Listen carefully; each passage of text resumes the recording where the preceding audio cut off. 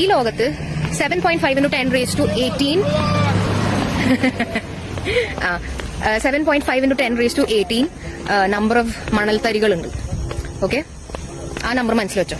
ഇനി big bang, I don't know, big bang ഉണ്ടായി എന്ന് വിചാരിക്കാം.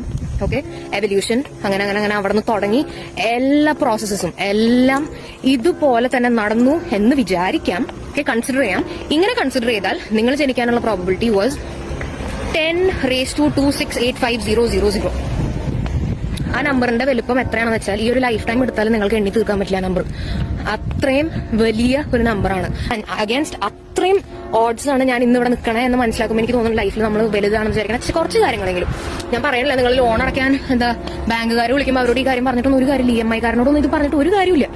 ഞാൻ ഉദ്ദേശിച്ചത് കുറച്ച് ഇൻടാഞ്ചിബിൾ ആയിട്ടുള്ള പേടികളും കാര്യങ്ങളും ഒക്കെ മാറാൻ ചാൻസ് ഉണ്ട്. ലൈഫ് ഇത്രയും വലിയൊരു കോസ്മിക് ഇവന്റ് ആണ് നമ്മളെന്ന് മനസ്സിലാക്കുമ്പോൾ എനിക്ക് തോന്നുന്നു നമ്മുടെ പ്രശ്നങ്ങൾ കുറച്ചും കൂടി ചെറുതായിട്ട് തോന്നും നമുക്ക്. ബിക്കോസ് അത് നമ്മുടെ പ്രശ്നങ്ങൾ പോട്ടെ, നമ്മളെ ഒരു ബ്ലിപ്പാണ് യൂണിവേഴ്സിൽ, പിന്നെയാണ് പ്രശ്നങ്ങൾ.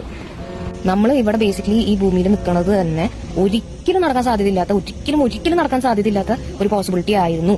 ആൻഡ് ഇത്രയും മില്യൺസ് ട്രില്യൺസ്, പിന്നെ എനിക്ക് അറിഞ്ഞുകൂടാ, അത്രയും ആ പോസിബിലിറ്റീസിന് നിങ്ങൾ ഉണ്ടായി എന്നുള്ളതാണ് നിങ്ങളുടെ ലൈഫിന്റെ ഏറ്റവും വലിയ സക്സസ്.